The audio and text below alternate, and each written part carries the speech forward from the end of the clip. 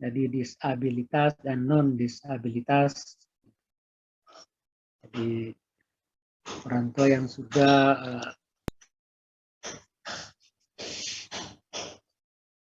punya kemampuan fisiknya ya, disabilitas dan non-disabilitas.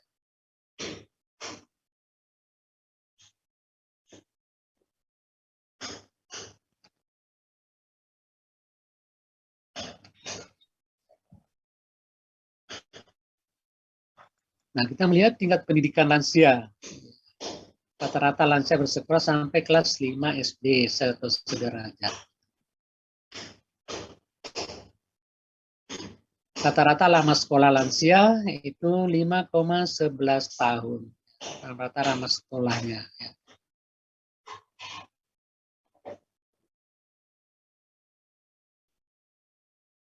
Jadi kalau kita melihat di sini, lansia muda 60 tahun itu lama sekolahnya 5,63 tahun, lansia madya itu rata-rata 4,49 tahun, dan lansia tua itu 3,14% ya.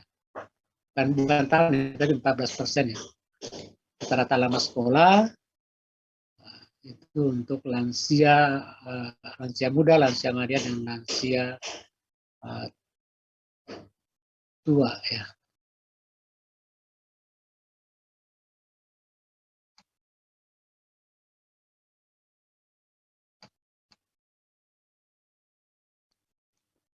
Angka melek huruf.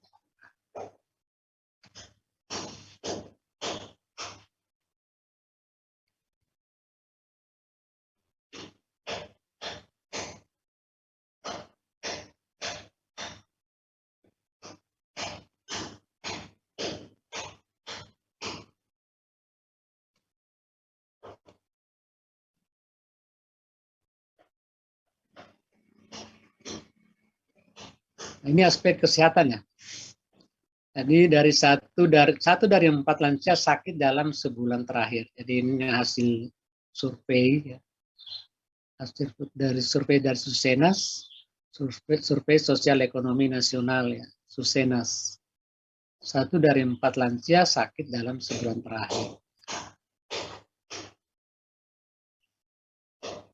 Jadi persentase lansia yang mengalami sakit cenderung menurun selama 5 tahun terakhir. Jadi lansia semakin sehat ya. Ya tentunya sehat dan produktif ya. Produktif secara ekonomi dan dari aspek kesehatan.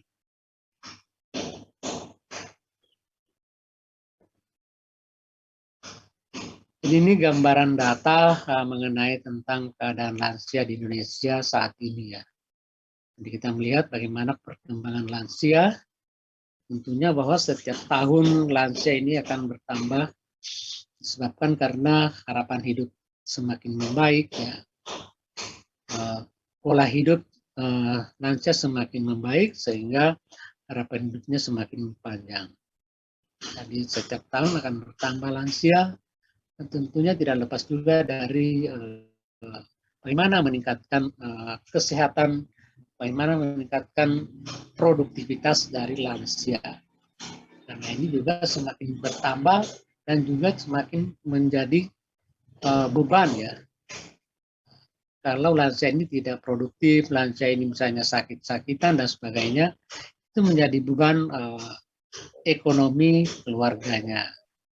Karena pemerintah, walaupun di dalam undang-undang dasar misalnya, jadi orang tua itu wajib negara yang memelihara ya.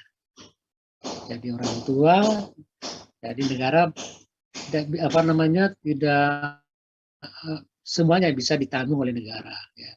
Jadi sebagian besar juga ditanggung, sebagian juga ditanggung oleh masyarakat ya, atau keluarganya. Ya. Yang ditanggung oleh negara biasanya yang hanya di panti jompo ya, yang tidak punya keluarga ya. Jadi ditampung oleh dan dipelihara oleh negara. Jadi yang masih punya keluarga, punya anak yang bisa menghidupi lansianya, itu tetap diberikan tanggung jawab kepada keluarganya. Nah, bagaimana menciptakan lansia yang sehat? Tentunya tadi mulai dari proses siklus kehidupan. Jadi kalau misalnya dari proses siklus dari awal sampai dengan lansia, itu asupan gizinya, pola hidupnya, dan sebagainya itu bagus, sampai pekerjaannya juga bagus, akhirnya nanti lansia sehat dan lansia menjadi produktif, bukan menjadi beban keluarganya atau beban negara. Tentunya lansia ini perlu menjadi perhatian khusus ya, karena kasusnya juga berbeda ya. Misalnya kesehatan reproduksi remaja, kasusnya berbeda dengan kesehatan reproduksi lansia. Ya. Kalau kesehatan reproduksi remaja, tentunya mengarah kepada ya, penggunaan penggunaan obat-obatan ya, nafsa, PMS ya, penyakit menular seksual atau penyalahgunaan obat dan sebagainya, itu menjadi beban ya, menjadi menjadi salah satu perhatian yang diberikan oleh generasi muda, khususnya untuk generasi remaja ini ya. Nah, kita misalnya tahu bahwa remaja ini dalam kondisi pola hidupnya, pola pikirnya itu masih mengalami ketidakstabilan. Nah, tentunya kalau sudah lansia, tentunya juga berbeda ya. Dan sampai misalnya pada saat dia muda, dia mengkonsumsi obat-obatan, ya pola hidupnya tidak teratur. Setelah dia menjadi lansia, menjadi beban ya. Lansia yang sakit-sakitan ya. Karena akibat dari pola hidupnya yang tidak teratur ya. Tidak terarah ya. Ya misalnya mengkonsumsi alkohol, mengkonsumsi barang-barang terlarang ya, atau mengalami yang namanya PMS ya, penyakit menular seksual ya. Nah, ini yang perlu diberikan kepada remaja supaya terhindar dari pada saat tuanya itu menjadi lansia yang sehat, produktif. Itu gambaran yang kita lihat bagaimana kesehatan reproduksi lansia. Jadi kalau misalnya kita sudah punya orang tua di rumah yang lansia, itu tetap bisa menjamin bagaimana hidupnya. Jangan sampai menjadi beban mereka dan juga menjadi beban anak-anaknya ya. Jadi kalau kebetulan misalnya masih kita diberi kesempatan untuk memelihara orang tua kita, maka kita harus memperhatikan kebutuhannya apa ya. Jangan sampai tinggal sama anaknya menjadi beban ya. Padahal sebenarnya pada saat dia masih muda ya. Jadi contohnya orang tua kita bisa menghidupi membesarkan, bisa melahirkan anak 10, membesarkan, menyekolahkan dan sebagainya ya, menjadi orang kata masyarakat, menjadi orang yang punya pendapatan, punya penghasilan tetap, 10 orang jadi semua misalnya ya. Karena di Indonesia ada keluarga yang anaknya 11 tapi jadi semua jadi dokter. Itu salah satu keberhasilan dari orang tuanya. Jadi kalau misalnya anak 10 jadi orang semua, punya pekerjaan, sehat semua, tapi seorang ibu belum tentu bisa menghidupi. Ya. Jadi seorang anak belum tentu bisa menghidupi orang tuanya, belum tentu bisa memelihara orang tuanya. Sehingga banyak keluarga yang menitipkan orang tuanya di panti jompo. Ini juga menjadi salah satu hal-hal yang perlu dipertimbangkan seorang anak ya. Seorang anak harus bijak dalam melihat bagaimana orang tuanya susah payah pada saat dia masih muda, masih bayi, pada saat dia hamil, sampai dilahirkan, sampai dibesarkan dan sebagainya. Tapi begitu orang tuanya sudah sakit-sakitan, anaknya tidak mau memelihara. Ya. Bahkan misalnya ada anak membunuh orang tuanya. Ini tentunya perlu diberikan edukasi kalau ada anak yang masih memelihara orang tuanya. Ya. Harapan hidupnya masih panjang, ya sudah lansia orang tuanya, tapi anaknya kurang memperhatikan orang tuanya. Ya. Karena dia tidak mengingat bahwa dia lupa bahwa dia dibesarkan seperti sekarang ini, itu adalah akibat dari orang tuanya. Ya. Orang tuanya memelihara dengan baik, tapi begitu orang tuanya sudah tua, anaknya tidak mau memelihara. Ini perlu menjadi perhatian generasi sekarang ini. Jadi kalau ada orang tuanya yang masih kuat, masih bisa dibantu ya, jadi harus dibantu orang tuanya. Jangan sampai menelantarkan orang tuanya dengan dalih anaknya sibuk dan sebagainya, tidak sempat untuk mengurus orang tuanya. Ya. Itu harus menjadi perhatian anaknya. Ya, orang tuanya bisa membesarkan hanya 10 orang, tapi anak sendiri tidak bisa menghidupi 1 orang. Semua saling melempar tanggung jawab. Ya. Jadi kalau ada orang tuanya masih sakit-sakitan, ini anak yang 1, anak yang kedua, dan seterusnya, siapa yang mau melihara ini? Seharusnya kalau anaknya 10, semuanya harus tanggung jawab. Ya. Bukan hanya 1 orang yang bertanggung jawab, tapi semua bertanggung jawab. Itu gambaran yang bisa kita lihat bagaimana lansia menjadi sehat dan produktif ya. Keadaan lansia di Indonesia ini semakin besar ya, karena faktor kesehatan masyarakat semakin bagus, harapan hidup semakin baik, derajat kesehatan, fasilitas kesehatan semakin merata. Jadi sekarang ada posyandu lansia ya. Atau nanti Anda yang menjadi relawan ya, Anda menjadi relawan mendampingi lansia. Ya. Jadi bagaimana di posyandu lansia, sekarang ada posyandu lansia, jadi upaya pemerintah, masyarakat untuk bagaimana menyehatkan lansia, ya. Bagaimana memproduktifkan lansia ini ya. Jadi supaya tidak menjadi beban, jadi ada kegiatan-kegiatan ekonomi produktif dari lansia ya. Tentunya sesuai dengan keterampilannya, sesuai dengan kemampuan fisiknya dan sebagainya. Jadi kita tahu bahwa lansia yang produktif, lansia yang sehat, jangan sampai menjadi lansia yang menjadi beban masyarakat. Itu mungkin sedikit gambaran mengenai tentang kesehatan reproduksi lansia. Dan nanti ini saya nanti akan kirimkan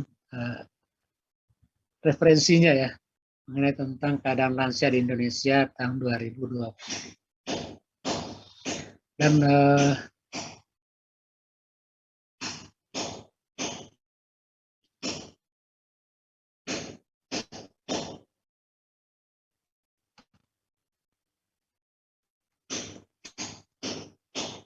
ini bagaimana pola hidup lansia mulai dari proses konsepsi sampai dengan lansia umur 60 tahun ke atas. Jadi lansia 60 tahun ke atas ini harus sehat dan produktif ya. Apakah secara ekonomi, jadi tentunya produktif secara ekonomi, sehat secara fisik ya, mental ya. Jangan menjadi beban ya. Karena kita tahu bahwa kalau sudah lansia, ada ancaman-ancaman yang perlu menjadi perhatian. Ya. Bagaimana melindungi lansia dari penyakit degeneratif. Ya. Jadi faktor risiko dan faktor protektif. Ya. Bagaimana melindungi, mencegah supaya lansia tidak mengalami penyakit-penyakit degeneratif. Ya. Nah, tentunya penyakit degeneratif lansia ini banyak. Kalau orang tua sudah 60 tahun ke atas, ya, itu sudah mengalami berbagai macam penyakit. Faktor risiko ya, faktor risiko, jadi faktor usia, jadi mulai dari 0 tahun, jadi anak-anak, remaja, dewasa, pralansia, lansia, lanjut usia, dan supaya otak sehat dan produktif. Ya. Ini penyakit faktor risikonya. Ya. Jadi faktor risiko mungkin pada saat dia masih remaja sampai dewasa ya. Ya mungkin kalau masih anak-anak malnutrisi. Jadi 0 sampai anak-anak ya. Balita malnutrisi yang sekarang dikenal dengan stunting. Jadi bagaimana supaya perkembangan otaknya itu bagus, normal. Jadi nutrisinya harus dipertimbangkan. Asupan gizinya harus mencukupi ya. Jadi bukan berarti kelebihan gizi, tapi istilah adalah asupan gizinya seimbang. Proteinnya, karbohidratnya harus seimbang. Juga misalnya malnutrisi ya. Jadi remaja juga ada yang malnutrisi, misalnya remaja perempuan ya. Diet ketat. Misalnya ada perempuan yang membatasi diri, tidak mau gemuk, ya, maunya kurus, akhirnya jadi mengalami anemia. Ya. Anemia ya. Ini juga masa-masa yang dikatakan dengan faktor risiko obesitas, ya. Kegemukan, ya. Remaja konsumsi alkohol, merokok, ya. Jadi kelompok kognital, ya. Jadi pertumbuhan misalnya dari aspek otaknya dan sebagainya. Ini masa 0 sampai anak-anak, remaja. Nah, ini juga dewasa juga masih misalnya mengkonsumsi alkohol. Ya. Apa yang terjadi pada masa lansianya?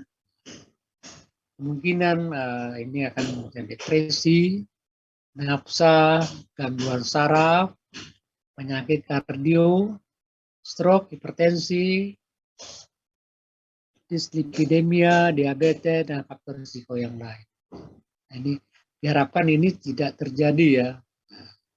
Ini faktor risiko. Nah, bagaimana faktor protektif lain di sini?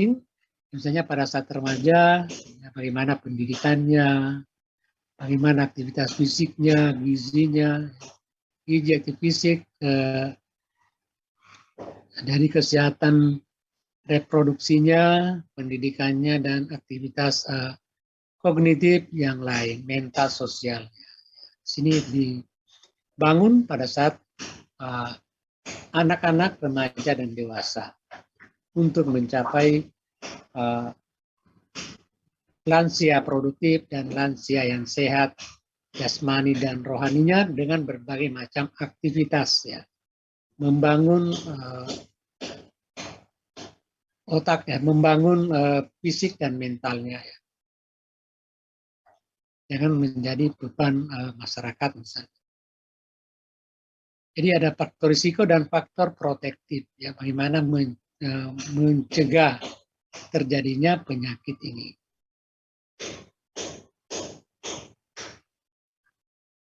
Baik, itu mungkin yang lainnya nanti silakan dibaca ya. Baca saja. Nanti saya kirimkan. Mungkin ada pertanyaan? Pertanyaan satu atau dua aja. Maklum, ini maklum aja. Bukan karena faktor puasa ya, tapi karena faktor lansia. Kalau lansia banyak ngomong nanti kan. Ada yang bertanya, silakan. Bapak ingin bertanya. Angel, apa? Perkenalkan Pak, nama saya Angel Natalia Tumeang. Di sini saya ingin bertanya, tadi kan dikatakan lansia perempuan memiliki harapan hidup yang lebih tinggi daripada lansia laki-laki. Namun tidak jarang nih Pak ditemukan kasus pasang suami istri lansia yang ditemukan lansia wanita itu lebih cepat meninggal daripada suaminya lansia laki-laki. Padahal lansia laki-laki ini masih tetap produktif di usianya yang lanjut. Apakah itu dapat disebabkan adanya masalah reproduksi atau semacamnya Pak? Atau ada faktor lain nih Pak di luar penyakit yang menyebabkan hal tersebut terjadi? Sekian dari pertanyaan saya. Terima kasih Pak. Oke, terima kasih Angel Natalia Situmiang. Ini anak produksi Medan ya. Oke, baik. Jadi ya apa yang ditanyakan itu memang benar adanya, bahwa ada misalnya pasangan lansia, biasanya perempuannya duluan ya daripada laki-lakinya. Laki-lakinya masih tetap produktif. Tentunya di sini kita berbicara bukan per kasus ya. Jadi bukan per kasus. Jadi kita berbicara secara rata-rata. Kita berbicara rata-rata lansia laki-laki dibanding dengan lansia perempuan. Tapi kalau berbicara kasuistik, ya memang ada yang sama-sama harapan hidupnya sama-sama panjang ya. Katakan 80 tahun, tapi istrinya lebih duluan daripada laki-lakinya. Atau laki-lakinya duluan daripada perempuannya. Tapi di sini Angel tahu bahwa ini berbicara secara rata-rata. Ya. Kalau berbicara rata-rata, berarti ada yang laki-lakinya duluan, perempuannya duluan, ada yang laki-lakinya duluan, ya. Bergantung tadi itu proses yang dihadapi, yang dialami, ya. Proses yang dialami, misalnya pada saat dia masih remaja atau masih mulai dari anak-anak sampai remaja sampai dewasa, pola hidupnya misalnya bagus, ya, tidak mengkonsumsi yang bisa mempengaruhi kesehatannya. Misalnya pola hidupnya bagus, misalnya tidak mengkonsumsi alkohol, tidak mengkonsumsi narkoba, dan gizinya misalnya bagus dan sebagainya, sehingga harapan hidupnya panjang. Jadi tidak menutup kemungkinan perempuan lebih pendek umurnya daripada laki-laki, tapi begitu pula sebaliknya. Sebaliknya adalah bahwa rata-rata harapan hidup laki-laki lebih pendek dibanding dengan harapan hidup perempuan. Ya. Yang misalnya terutama untuk lansia. Ya. Kenapa? Karena itu tadi beban hidupnya lebih besar dibanding dengan perempuan. Laki-laki beban hidupnya lebih besar dibanding dengan perempuan. Ditambah juga adalah metabolisme. Metabolisme perempuan itu daya tahannya lebih tinggi dibanding dengan laki-laki. Dan pihak juga aktivitas banyak di luar rumah dan laki-laki, tentunya faktor risiko kematiannya tinggi dibanding dengan perempuan yang banyak bekerja di domestik, di rumah tangga. Ya. Itu mungkin salah satu faktor dan sekian banyak faktor yang mempengaruhi harapan hidup lansia laki-laki dengan lansia perempuan. Ya itu. Tapi dalam hal ini misalnya perempuan itu lebih disiplin ya. Lebih disiplin kalau misalnya dia sakit, disiplin minum obat. Ya, tapi laki-laki biasanya acu tak acu, cuek ya. Malas minum obat ya. Perempuan biasanya disiplin. pola hidupnya lebih terarah. Kalau laki-laki lebih kurang artinya kurang terarah ya. Artinya mungkin kalau misalnya dilarang merokok, masih tetap merokok, dilarang minum alkohol, dia tetap minum alkohol dan sebagainya. Dilarang keluar rumah, tapi tetap aja misalnya dia ngotot untuk jalan-jalan. Padahal dia sudah tidak mampu lagi. Ya mungkin itu Angel dari saya. Jadi kasuistik memang ada ya. Tapi di sini kita berbicara secara rata-rata. Rata-rata berarti ada yang suaminya duluan, ada istrinya duluan. Tapi umumnya itu daya tahan. Artinya umumnya rata-rata harapan hidup laki-laki lebih pendek dibanding dengan perempuan. Itu jawaban Baik, saya, Bapak. Angel ya. Baik Bapak, terima kasih atas jawaban yang telah berikan. Mungkin sampai di sini dulu ya. Jadi saya mohon maaf, mungkin tidak bisa sampai ke jam terakhir. Jadi saya mohon maaf, saya sampai di sini dulu ya pertemuan kita. Insya Allah kita akan lanjutkan minggu depan. Inilah konsep mengenai tentang bagaimana kesehatan reproduksi lansia. Bagaimana lansia ini tidak menjadi beban keluarga, beban masyarakat, tapi tetap lansia yang sehat, lansia yang produktif sesuai dengan kondisi masing-masing. Tapi bagaimana menjadikan lansia yang sehat? Tentunya mulai dari siklus hidupnya. Ya. Siklus hidup mulai dari konsepsi anak-anak, remaja, dewasa, lansia, dan seterusnya. Demikian pertemuan kita, insya Allah kita lanjutkan minggu depan. Wabillahi taufiq wal hidayah. Wassalamualaikum warahmatullahi wabarakatuh. Selamat pagi, salam sejahtera untuk kita semua. Waalaikumsalam warahmatullahi wabarakatuh. Terima kasih Bapak. Sama-sama. Semoga sehat selalu Bapak. Amin ya rabbal alamin. Semoga cepat sembuh ya Pak. Sehat selalu Selamat Bapak. berpuasa, Cepat sembuh, menjalankan Bapak. berpuasa, yang menjalankan dan yang tidak sehat selalu. Demikian saya akhiri, saya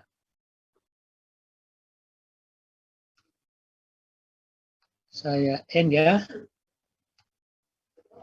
Baik Bapak, terima kasih Baik, Bapak. Bapak. Terima kasih Silakan Bapak. absen ya, silakan absen. Terima kasih banyak Bapak. Sehat selalu. Amin amin ya rabbal alamin. Sehat semua.